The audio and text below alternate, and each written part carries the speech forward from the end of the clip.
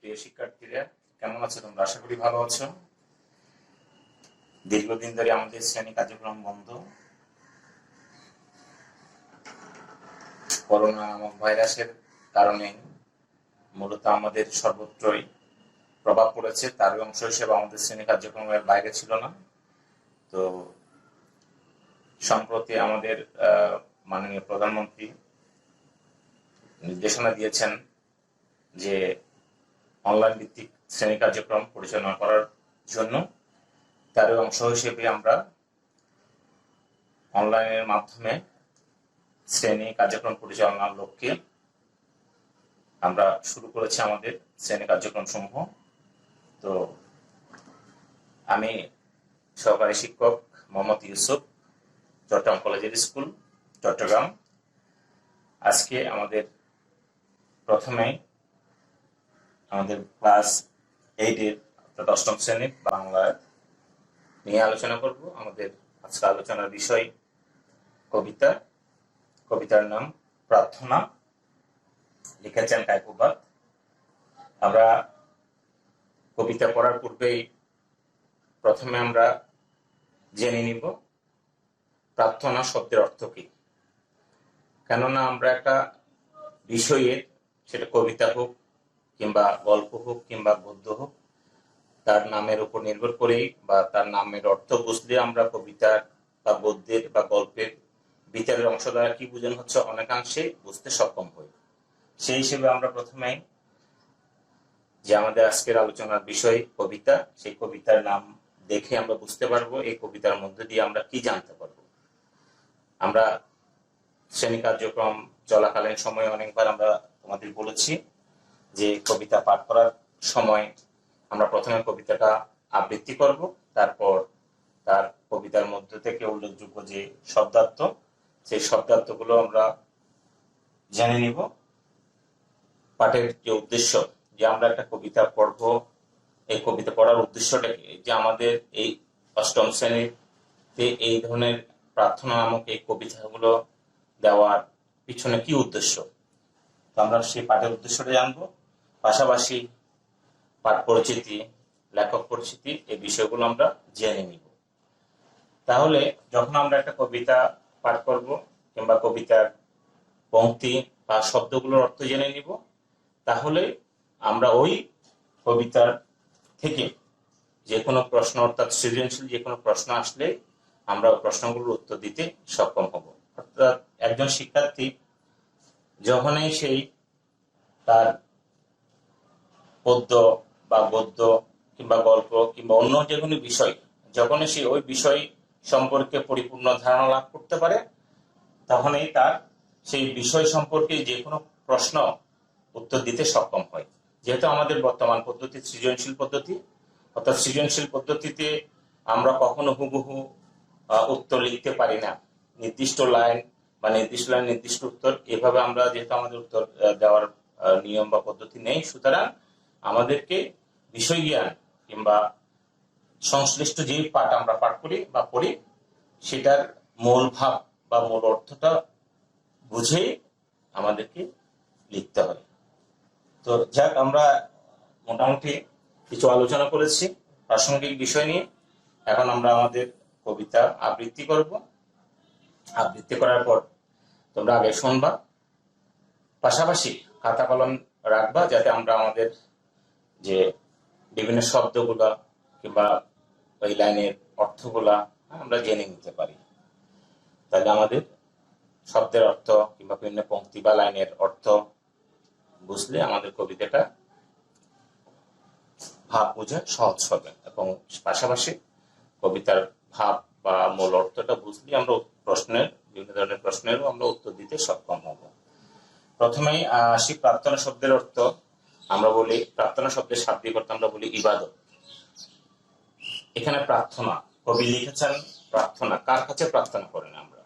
আমরা প্রার্থনাটা কার কাছে করি? আমরা বিভিন্ন সম্প্রদায়, বিভিন্ন ধর্মের সবাই, প্রত্যেকে আমরা বলি, কেউ হিন্দু, কেউ ইসলাম, কেউ বলে বুদ্ধ, কেউ বলে খ্রিস্টান, হ্যাঁ, বিভিন্ন সম্প্রদায় বা ধর্মের লোক আমরা রয়েছে। তাহলে এই যে বিভিন্ন সম্প্রদায় এর মানুষ, পাশাপাশি বিভিন্ন জীবজন্তু, প্রকৃতি, প্রকৃতির বিভিন্ন উপাদান সবকিছুর নিয়ন্ত্রণ কর্তাকে আমাদের সৃষ্টিকর্তা, বিধাতা বা আল্লাহ বা ঈশ্বর বা ভগবান। তাহলে আমাদের সবার নিয়ন্ত্রণকর্তা এক। আমরা হয়তো আপাত দৃষ্টিতে বলি যে কেউ আমরা আল্লাহ বলে সম্বোধন করি, কেউ ভগবান বলে সম্বোধন করি, কেউ সৃষ্টিকর্তা, কেউ বিধাতা বলে সম্বোধন করি। কবির মূল উদ্দেশ্য হলো যে এই সৃষ্টি জগতের যিনি মূল নিয়ন্ত্রণ কর্তা তিনি হচ্ছেন বিভু, তিনি হচ্ছেন প্রভু, তিনি হচ্ছেন সৃষ্টিকর্তা, তিনি হচ্ছেন ঈশ্বর, তিনি হচ্ছেন আল্লাহ। তাহলে এই যে ঈশ্বর, ভগবান, স্রষ্টা, আল্লাহ, বিভু প্রভৃতি সমার্থক শব্দ বিভিন্ন সম্প্রদায়ের বিভিন্ন নামে তাকে অভিহিত করলেও তিনি একজন এবং অদ্বিতীয়, তিনি স্রষ্টা, তিনি আল্লাহ। তাহলে আমরা আমাদের যে ইহকালের যে জীবন বলি, জন্ম থেকে মৃত্যুর আগ পর্যন্ত যে সময়কাল, এই সময়টাকে আমরা বলি ইহকালীন জীবন। এই ইহকালীন জীবনের সাথে জড়িয়ে থাকা বিভিন্ন গোষ্ঠী, সম্প্রদায়, বস্তু জগৎ সবকিছু যেহেতু নিয়ন্ত্রণকর্তা আল্লাহ বা স্রষ্টা বা বিধাতা, সুতরাং আমরা তারই নিকট কি করি? প্রার্থনা করি। তাহলে যে কবির যে মূল লক্ষ্য বা উদ্দেশ্য, এই যে কবিতাটা লেখার বা কবিতাটা আমাদের এই শ্রেণীতে পাঠ করার মূল উদ্দেশ্যটা কি? আমরা বারবার যাচ্ছি উদ্দেশ্যের দিকে, যে এই কবিতাটা পাঠের মধ্যে দিয়ে আমরা জানতে পারবো মূলত স্রষ্টার যে মহিমা, হ্যাঁ, স্রষ্টার মহিমা, স্রষ্টার যে আমাদের প্রতি তার করুণা, হ্যাঁ, স্রষ্টার আমাদের প্রতি তার যে দয়া, তার যে মহানুভবতা, এগুলোর মধ্য দিয়ে আমাদের যে সৃষ্টি জগৎ বেঁচে আছে সেই বিষয়গুলো সম্পর্কে আমরা জানতে পারবো। এবং স্ব সম্প্রদায়ে অর্থাৎ প্রত্যেক সম্প্রদায়ে প্রত্যেক ব্যক্তির মধ্যে স্রষ্টার বা প্রভুর বা আল্লাহর প্রতি আমাদের কি হবে? ধর্মবোধের যে বিশ্বাস, সেটা সৃষ্টি হবে। পাশাপাশি আমরা কিভাবে সুন্দর এবং স্বাভাবিক জীবন গঠন করতে পারি সেই বিষয়গুলো এই পাঠের মাধ্যমে আমরা শিখতে পারবো। তাহলে আমরা প্রথমে যে কথাগুলো বলেছি এগুলো আনুষঙ্গিক যে বিষয়, আমরা যেহেতু আমাদের নামটা ছিল প্রার্থনা, তাহলে প্রার্থনা কবিতা, তো আমরা প্রথমেই শুরু করব বিভু। প্রার্থনা কবিতাটা লিখেছেন কাব্যবাদ।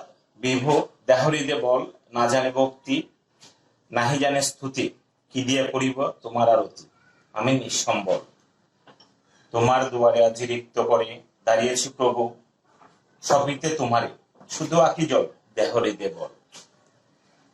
বিভু দেহহৃদে বল, দারিদ্র পেছনে বিপদের পুরে, অথবা সম্পদে সুখের সাগরে, ভুলিনি তোমারে এক পল। জীবনে মরণে শয়নে স্বপনে, তুমি মোর পথের সম্বল, দেহহৃদে বল। বিভু দেহহৃদে বল, কত জাতি পাখি নিকুঞ্জ বিতানে, সদা আত্মহারা তব গুণগানে, আনন্দে বিহ্বল। ভুলিতে তোমারে প্রাণে অবসাদ, তরুলতা শিরে তোমারই প্রসাদ, চারু ফুল ফল, দেহহৃদে বল। বিভু দেহহৃদে বল, তোমারই নিঃশ্বাস বসন্তের বায়ু, তব স্নেহকণা জগতের আয়ু, তব নামে অশেষ মঙ্গল। গভীর বিষাদে বিপদের পুরে, একাগ্র হৃদয়ে শরীরে তোমারে, নিবে শুকানোর, দেহহৃদে বল। তাহলে এই যে প্রার্থনা কবিতাটা, এই কবিতাটা কবি কায়কুবাদে যে অশ্রুমালা নামক কাব্যগ্রন্থ থেকেই সংকলন করেছেন। এই কবিতার মধ্যে দিয়ে আমরা জানতে পারবো স্রষ্টা বা প্রভু কিংবা বিভু তিনি মহান, তিনি সর্বশক্তিমান, তিনি দয়ালু, তিনি এই সৃষ্ট জগতের নিয়ন্ত্রণকর্তা বা নিয়ন্ত্রণকারী। সুতরাং আমরা আমাদের এই যে ইহলৌকিক জীবনে সকল ক্ষেত্রে তারই সাহায্য কামনা করব, তারই সহায়তা কামনা করব। সুখের দিনে কিংবা বিপদের সময়, আমাদের প্রতিকূল অবস্থার সময় আমরা একমাত্র আমাদের এই নিয়ন্ত্রণকর্তা তথা স্রষ্টা বা প্রভুর নিকটেই আমরা নিজেদেরকে সমর্পণ করি। তাহলে আমরা একটু কবিতাটা পাঠ করলাম, এখন পাশাপাশি আমরা আলাদা আলাদা যে শব্দ বা পংক্তির অর্থগুলো একটু জেনে নিই, তারপর আমরা বোর্ডে কিছু শব্দ লিখে দিব। যে এই শব্দগুলোর অর্থ হয়তো আমাদের জানা থাকলে আমাদের এই কবিতার ভাব কিংবা লাইন কিংবা শব্দের অর্থগুলো জানাটা সহজ হবে, আমরা প্রশ্নের উত্তরগুলো সহজে দিতে পারব। প্রথমে আমরা শুরু করি বিভু দেহ হৃদয় বল। বিভু আমরা প্রথমেই বলেছি বিভু শব্দের অর্থ হচ্ছে স্রষ্টা বা প্রভু। দেহ হৃদয় বল, দেহ শব্দের শাব্দিক অর্থ আমরা বলি, দেহ শব্দের অর্থ শাব্দিক অর্থ শরীর। এখানে মূলত কবি স্রষ্টাকে বলেছেন দেহ হৃদয় বল, অর্থাৎ দেহ বলতে মন, দেহ বলতে এখানে দাও বোঝানো হচ্ছে। হৃদয় বল, হৃদয় মানে মনে বা হৃদয়ে শক্তি দাও, অর্থাৎ প্রভুর কাছে প্রার্থনা করছেন কবি, আমাদের হৃদয়ে বা মনে শক্তি দাও। বলা হচ্ছে না জানি ভক্তি নাহি জানে স্তুতি। ভক্তি শব্দের অর্থ হচ্ছে যে এর সাথে কারো কাছে কিছু চাওয়া বা প্রণতি জানানোর যে আহ্বান, এটাকে আমরা বলি ভক্তি। তাহলে নাহি জানে স্তুতি, অর্থাৎ কবি বলতে চাচ্ছেন আমি কোনো স্তুতি বা প্রশংসা জানি না, কি প্রশংসা করে, কি আপনার কি শব্দে বা কি ভাষায় আপনার স্তুতি জানিয়ে আমি আপনার কাছে আহ্বান জানাবো। কি দিয়ে করিব তোমার আরতি, আরতি শব্দের অর্থ প্রার্থনা। আমি নিঃসম্বল, কবি বলছেন আমি নিঃসম্বল, আমার এমন কিছু নেই যে আমি সেই সম্বল বা সম্পদ দিয়ে আপনার প্রতি বিনয় জানাবো, আপনার কাছে প্রশংসা জানাবো কিংবা আপনার প্রার্থনা জানাবো, এরকম কোনো সম্পদ বা আমার সম্বল নেই। পরের প্যারা আমরা আসি, পরের স্তভাগে তোমার দুয়ারে আজি রিক্ত করে। রিক্ত করে শব্দের অর্থ হচ্ছে খালি হাতে। কবি বলছেন তোমার দুয়ারে, অর্থাৎ তোমার দরজায়, প্রভুর দরজায় আমি খালি হাতে দাঁড়িয়ে আছি। কে বলছেন? কবি। তোমার দুয়ারে আজি রিক্ত করে দাঁড়িয়েছি প্রভু। প্রভু শব্দের অর্থ হচ্ছে স্রষ্টা। সবিতে তোমারে শুধু আঁকি জল, তোমাকে সমর্পণ করতে। সবিতে শব্দের অর্থ হচ্ছে সমর্পণ করতে, তোমাকে সমর্পণ করার জন্য আমার কেবলমাত্র আঁকি জল আছে। আঁকি জল শব্দের অর্থ চোখের পানি, অর্থাৎ আমার চোখের পানি ছাড়া আর কিছুই নেই। দেহ হৃদয় বল, তুমি হৃদয়ে বা আমার মনে শক্তি দাও। বিভু দেহ হৃদয় বল, অর্থাৎ স্রষ্টা আমার হৃদয়ে বা আমার মনে তুমি শক্তি দাও। দারিদ্র পেশনে, বিপদের কুড়ে অথবা সম্পদে, শোকের সাগরে ভুলিনি তোমার এক পল। বলা হচ্ছে দারিদ্রের পেশনা, দারিদ্রের কষাগতে কিংবা বিপদের কুড়ে শব্দ কুলে, বিপদের সময় অথবা সম্পদে, অর্থাৎ যখন আমরা যে মানুষের জীবনের মধ্যে যে আমরা দুইটা জিনিস বলে অঙ্গাঙ্গিভাবে জড়িত, একটাকে বলি আমরা সুখ আর একটাকে বলি দুঃখ, অর্থাৎ আনন্দ এবং বিষাদ বা হর্ষ এবং বিষাদ, এই দুইটা শব্দ কিন্তু পাশাপাশি মানুষের জীবনে জড়িয়ে থাকে। তো বলা হচ্ছে দারিদ্রের সময় কিংবা বিপদের সময় অথবা ভালো বিলাস বা আনন্দপূর্ণ সময় কিংবা সুখের সাগরে ভুলিনি তোমার এক পল, অর্থাৎ আমার কবি বলতে যাচ্ছেন স্রষ্টাকে যে বিপদের সময় বা দুঃখের সময় বা আনন্দের সময় এক মুহূর্তের জন্য আমি তোমাকে ভুলিনি। জীবনে মরণে শয়নে স্বপনে, জীবনে মরণে শয়নে স্বপনে তুমি মোর পথের সম্বল দেহ হৃদয় বল, অর্থাৎ জীবনে কিংবা মরণে, শয়নে কিংবা স্বপনে একমাত্র তুমি পথের সম্বল। কেননা কারণ তুমি সবকিছু নিয়ন্ত্রণ কর্তা, কারণ তুমি সবকিছুর ত্রাণকর্তা, কারণ তুমি সবকিছুর ধারক, সুতরাং তুমি একমাত্র সহায়ক। কবি সেই আহ্বানটা জানাচ্ছেন। বিভু দেহ হৃদয় বল, কত জাতি পাখি নিকুঞ্জ বিতানে। নিকুঞ্জ শব্দের অর্থ হচ্ছে বাগানে। বলা হচ্ছে কত জাতির পাখি বাগানে দেখা যায়, কত জাতির পাখি নিকুঞ্জ বিতানে সদা আত্মহারা তব গুণগানে, অর্থাৎ বাগানে বিভিন্ন ধরনের পাখিরা সর্বদা তোমার গুণগান, তোমার প্রশংসায় আত্মহারা থাকে। ভুলিতে তোমার প্রাণে অবসাদ, বলা হচ্ছে তোমার যেদিন ভুলে যাই, যেদিন সেদিন যেন আমাদের অবসাদ বা ক্লান্তি চলে আসে। তরুলতা শিরে, তরুলতা শিরে তোমারই প্রসাদ, অর্থাৎ তরুলতা শিরে শব্দ হচ্ছে গাছের যে শিরে শব্দ তো মাথায়, হ্যাঁ, গাছের যে শাখা প্রশাখা বা মাথায় যে ফল বা ফুল পাই, এটা হচ্ছে তোমারই প্রসাদ, অর্থাৎ তোমারই করুণায়। চারু ফুল ফল, চারু শব্দ তো সুন্দর, সুন্দর ফুল ফল, সবকিছু কি তোমারই অনুগ্রহ, সবকিছু তোমারই অনুগ্রহের দান। দেহহৃদে বল, বিভু দেহহৃদে বল, তোমারই নিঃশ্বাস বসন্তের বায়ু, অর্থাৎ তোমার ইশারায় এই যে বসন্তের বায়ু, এই যে প্রকৃতির মধ্যে যে বিভিন্ন ঋতুরাজ খেলা করে, এটা তোমারই ইঙ্গিতে বা তোমারই ইশারায় চলে। তব স্নেহ কথা জগতের আয়ু, অর্থাৎ তোমার স্নেহ কিংবা তোমার করুণা কিংবা তোমার অনুগ্রহের মধ্যে দিয়েই এই জগৎ টিকে আছে। জগতের আয়ু শব্দের অর্থ হচ্ছে জগতের যে সকল সৃষ্টি উপাদান সমূহ যে বেঁচে আছে সেটা তোমারই অনুগ্রহের ফল। তব নামে অশেষ মঙ্গল, বলা হচ্ছে তোমার নামে অশেষ মঙ্গল। গভীর বিষাদে, তাদের অনেক বেশি কষ্টে, বিপদের কুলে, বিপদের সময় কুলে, একাগ্র হৃদয় শরীরে তোমারে, একাগ্র শব্দের অর্থ হচ্ছে এক মনে, শরীরে মানে স্মরণ করলে, অর্থাৎ গভীর কষ্টে বা বিপদের সময় তোমাকে যদি এক মনে স্মরণ করা হয়, হ্যাঁ, নিবে শুকানো, শুকানো শব্দের অর্থ হচ্ছে যে আমাদের বিভিন্ন দুঃখ কষ্টে যে জ্বালা বা যন্ত্রণা সেটা প্রশমিত হয়ে যায়, সেটা কমে যায়। কখন? যখন তোমাকে স্মরণ করা হয়। তাহলে আমরা মূলত এই কবিতার মধ্যে দিয়ে যে একটা বিষয় পরিষ্কার আমরা সবাই, যে আমাদের যিনি নিয়ন্ত্রণকর্তা, আমাদের যিনি ত্রাণকর্তা বা আমাদের যিনি সহায়কারী, হ্যাঁ, তিনি হচ্ছেন আর কেউ নয়, তিনি হচ্ছেন বিভু, তিনি হচ্ছেন আমাদের প্রভু, তিনি হচ্ছেন আমাদের স্রষ্টা, তিনি হচ্ছেন আমাদের ভগবান। তাহলে আমরা কোনো কিছু চাইলে তার কাছে চাইবো, তার প্রতি আমরা প্রার্থনা জানাবো, তার প্রতি আমরা আমাদের প্রশংসা বা আরতি বা আরাধনা জানাবো, তবেই আমরা সঠিক এবং সুন্দর জীবনযাপনে সক্ষম হব।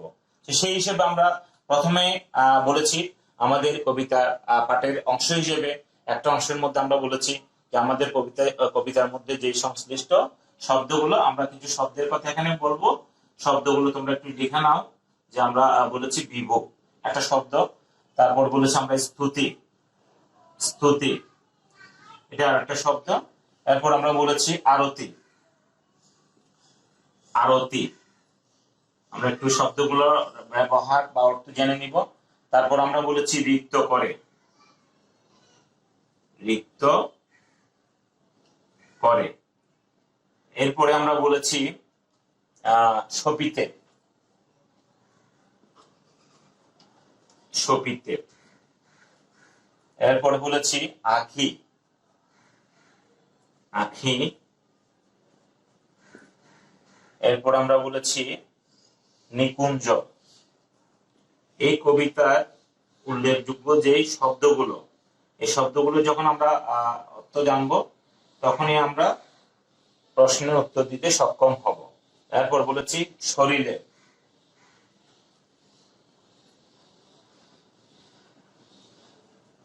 দেখো আমরা এই কবিতার কিছু শব্দের কথা বলেছিলাম, শব্দগুলোর অর্থ আমরা একটু জেনে নিই। বিভু শব্দের অর্থ আমরা বলেছি প্রভু, প্রভু বা সৃষ্টিকর্তা। 2 নম্বরে বলেছি আমরা স্তুতি, স্তুতি শব্দের অর্থ হলো প্রশংসা, স্তুতি শব্দের অর্থ কি? প্রশংসা। 3 নম্বর বলেছে আরতি, আরতি শব্দের অর্থ হলো আমাদের প্রার্থনা। 4 নাম্বার বলেছি আমরা রিক্ত করে, রিক্ত করে শব্দের অর্থ হলো খালি হাতে, খালি হাতে, খালি হাতে। শোপিতে শব্দের অর্থ হলো সমর্পণ করতে, সমর্পণ করতে। আঁকি শব্দের অর্থ হচ্ছে চোখ। এরপর নিকুঞ্জ শব্দের অর্থ হলো বাগান। আর শরীরে শব্দের অর্থ হচ্ছে স্মরণ করলে বা মনে করলে, স্মরণ করলে বা মনে করলে।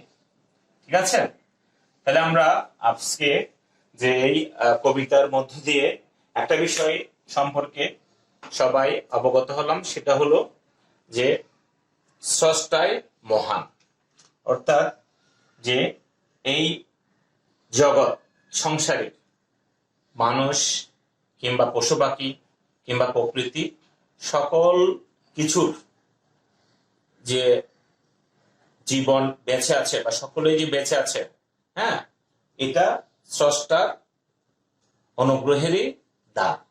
যদি স্রষ্টা যদি বিমুখ হন, তখনই আমাদের এই সৃষ্ট জগতে বিভিন্ন ধরনের নৈরাজ্য, অরাজকতা বা বিশৃঙ্খলাপূর্ণ পরিবেশের সৃষ্টি হয়। তাহলে আমাদের কি করা উচিত?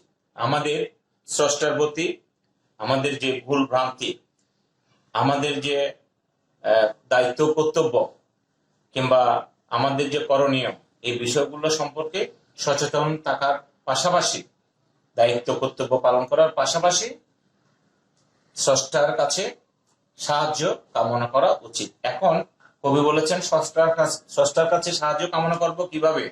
বিনয়ের সাথে। কেন বিনয়ের সাথে করব? কারণ তিনি মহান।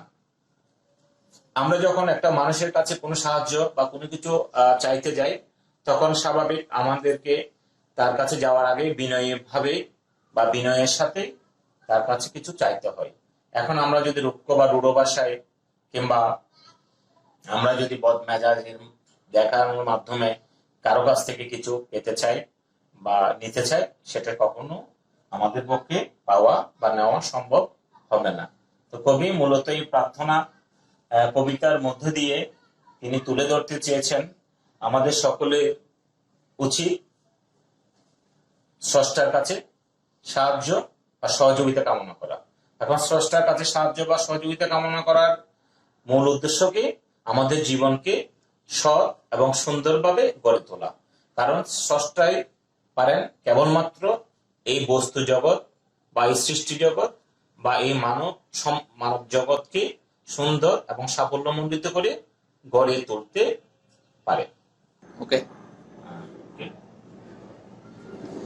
এখন আমরা শব্দার্থ কবিতার মূলভাব আলোচনা করেছি, শব্দার্থ কিছু আলোচনা করেছি। এখন আমরা যাব কবি পরিচিতির দিকে। আমরা প্রথমেই বলেছি প্রার্থনা কবিতাটি লিখেছেন কবি কায়কোবাদ।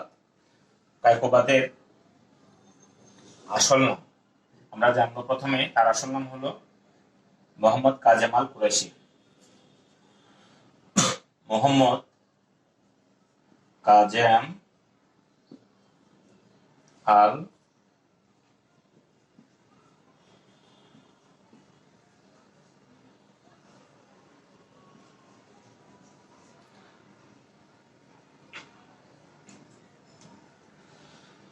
কায়কোবাদের আসল নাম, আমরা যদি অনেক সময় প্রশ্ন আসে কায়কোবাদের আসল বা প্রকৃত নাম কি, তার আসল বা প্রকৃত নাম আমরা বলি মোহাম্মদ কাজেমাল কুরাইশি। তিনি কত সালে জন্মগ্রহণ করেন আমরা এই বিষয়গুলি একটু জেনে নিব। তিনি 1885 সালে ঢাকার নবাবগঞ্জে জন্মগ্রহণ করেন। ঢাকার নবাবগঞ্জ। আমরা সংক্ষেপে জাস্ট লেখক পরিচিতিগুলো একটু জেনে নিব। তাহলে আমাদের প্রার্থনা কবিতার যে রচয়িতা কায়কোবাদ, তিনি কায়কোবাদ নামে পরিচিত। তার প্রকৃত নাম বা আসল নাম হলো মোহাম্মদ কাজেমাল কুরাইশি এবং তিনি 1885 সালে ঢাকার নবাবগঞ্জ জন্মগ্রহণ করেন। তার বিখ্যাত সাহিত্যকর্মের মধ্যে মহাশ্মশান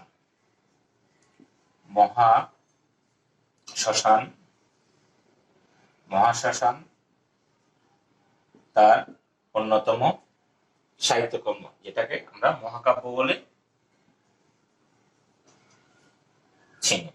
তাহলে মহাশ্মশান হচ্ছে তার বিখ্যাত মহাকাব্য। এছাড়াও তার আরো অনেকগুলো সাহিত্যকর্ম রয়েছেন, যেমন আমরা বলি অশ্রুমালা,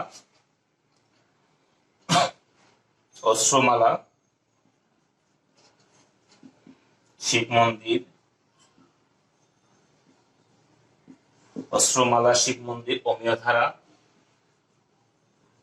অমিয় ধারা তার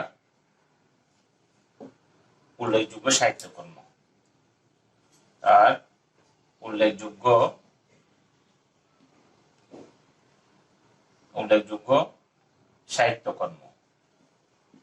সাহিত্যকর্ম। এই মহান কবি 1952 52 সালে ঢাকায় পরলোক গমন করেন। ঢাকায় পরলোক গমন করেন। ঢাকায় পরলোক গমন করেন।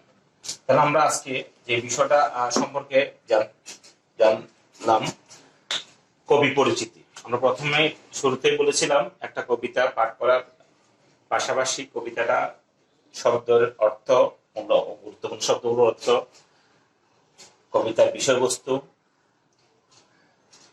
পাঠের উদ্দেশ্য এবং সর্বশেষ কবি পরিচিতি। এখন প্রশ্ন হলো আমরা কেন এগুলো জানবো?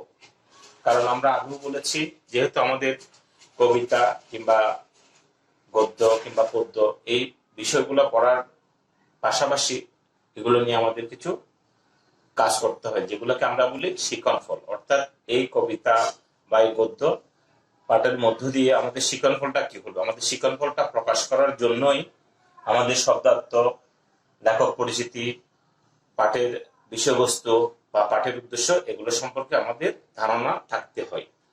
যদি আমরা সেগুলা প্রকাশ করতে পারি বা ধারণা লাভ করতে পারি, তবে আমরা আমাদের সৃজনশীল প্রশ্নে সুন্দরভাবে উত্তর লিখতে পারবো। আমাদের এখানে একটা সৃজনশীল প্রশ্নের আগে কিছু প্রশ্ন, বহু নির্বাচন প্রশ্ন দেওয়া হচ্ছে। যেমন বলা হয়েছে, কবি বিধাতাকে কি বলে স্তুতি জানিয়েছেন। তাহলে আমাদের কি বলবো? এটা হলো আমরা পথের সম্বল। পাশাপাশি আরেকটা প্রশ্ন দেওয়া হয়েছে, কোন শব্দটি শুদ্ধ। তাহলে আমাদের এখানে অনেকগুলো অপশন দেওয়া হচ্ছে। প্রত্যেকটা প্রশ্নে সাধারণত আমরা জানি জ্ঞানমূলক, অনুধাবনমূলক, প্রয়োগমূলক বা উচ্চতর দক্ষতা, এই ধরনের চারটা কাঠামো নিয়ে আমাদের যে প্রশ্নগুলো করা হয় সেটা বহু নির্বাচনী কিংবা আমাদের আবার সৃজনশীল। তাহলে দুইটা অংশ আমাদের প্রশ্নের যে ধরন, দুইটা অংশ, একটাকে আমরা বলি বহু নির্বাচনীমূলক 30 নম্বরের, আর একটাকে বলি আমরা সৃজনশীল অংশ। সৃজনশীল অংশের মধ্যে আমাদের সেম কাঠামো, 4 ধরনের কাঠামো প্রশ্ন থাকে। একটাকে আমরা বলি জ্ঞানমূলক, আরটাকে বলি অনুধাবন, আরটাকে প্রয়োগ, ঘ নাম্বারটাকে বলি আমরা উচ্চতর দক্ষতা। তো আমাদের এখন আমরা বহু নির্বাচনের মধ্যে 2 নাম্বার যে প্রশ্নের কথা বলছিলাম, যে কোন শব্দটি আমাদের বইতে দেওয়া আছে শুদ্ধ, এখানে আমরা বলবো দারিদ্র। দারিদ্র শব্দটা শুদ্ধ। নিকুঞ্জ শব্দটির অর্থ কি, যেটা আমরা শব্দার্থের মধ্যে পেয়েছি, নিকুঞ্জ শব্দের অর্থ তাহলে আমরা কি বলবো? বাগান।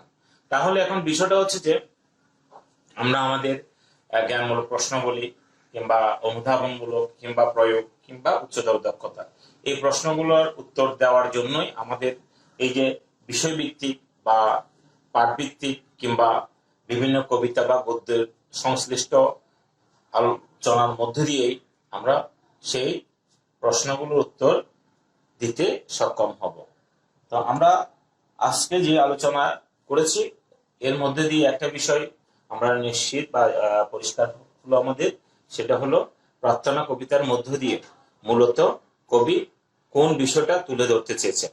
তো সেটা যদি আমরা বুঝতে পারি বা সেটা সেই অনুসারে আমরা আমাদের কাজগুলো করতে পারি, তবেই এই কবিতার যে শিকনফল সেটা আমাদের কাজে আসবে।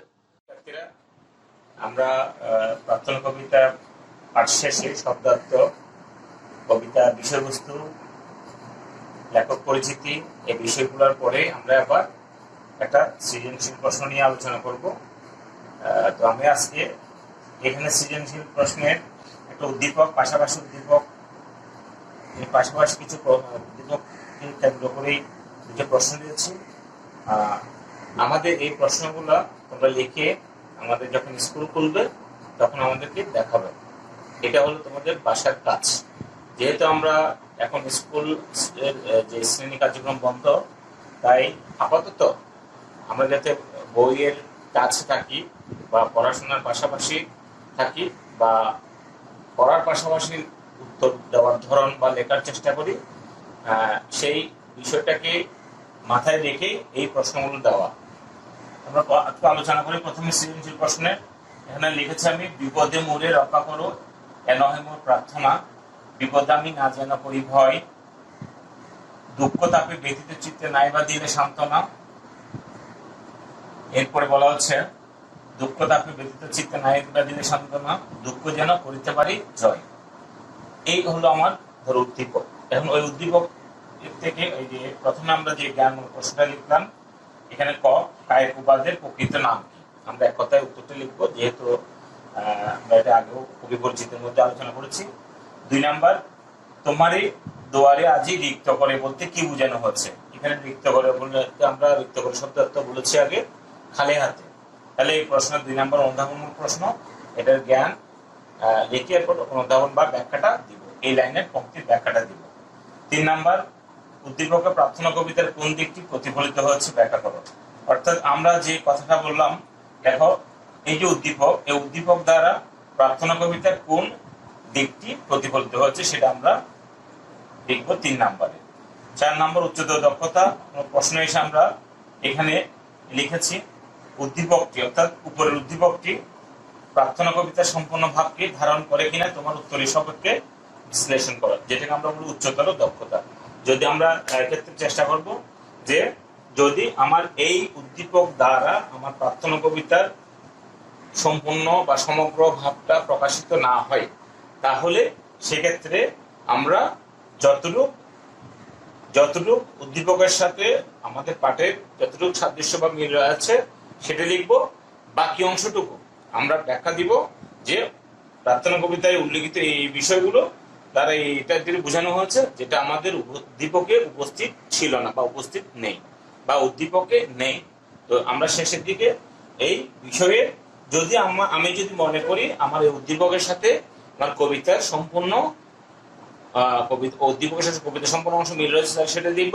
আবার যদি মনে করি যে না, আমার এই উদ্দীপকের মূল অর্থটা কবিতার সম্পূর্ণ ভাবকে ধারণ করে না, হ্যাঁ, তাহলে আমরা সেভাবে উত্তর লিখব। তাহলে এখন আমরা মোটামুটি শেষ পর্যায়ে আসছি, শেষ পর্যায়ের দিকে আসছি আমরা। তাহলে সবাই ভালো থাকবো, আমরা চেষ্টা করবো এইভাবে। আজকে হয়তো আমরা একটা কবিতা নিয়ে ক্লাস করলাম, হয়তো আরেকটা ক্লাসে আমরা ব্যাকরণের ক্লাস করবো, আরেকটা ক্লাসে গদ্যের ক্লাস করবো। এভাবে ধারাবাহিকভাবে আমাদের রুটিন দেওয়া হয়েছে, রুটিন অনুসারে আমরা ক্লাস করাবো।